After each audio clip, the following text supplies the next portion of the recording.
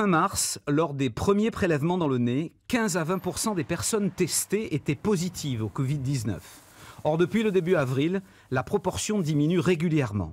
On le voit sur cette courbe à partir des données de l'Agence régionale de santé.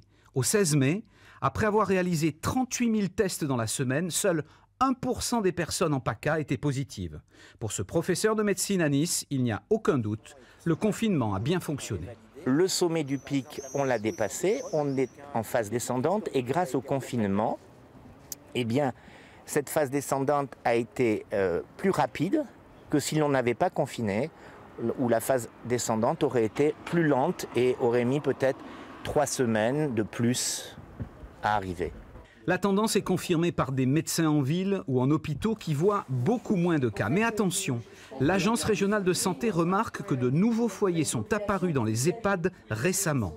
L'ARS appelle donc toute la région PACA à respecter absolument les règles du déconfinement. Le respect des mesures barrières est fondamental, que ce soit le port du masque, la distanciation sociale, respecter le fameux mètre de distance entre chacun, se laver les mains très régulièrement sont aujourd'hui les gestes les plus efficaces pour lutter contre ce virus. Sinon, ça repartirait ? Sinon, ça repartirait et j'attire vraiment votre attention sur le fait que depuis quelques jours, on observe quand même une recrudescence de nouveaux cas et il faut rester donc extrêmement vigilant.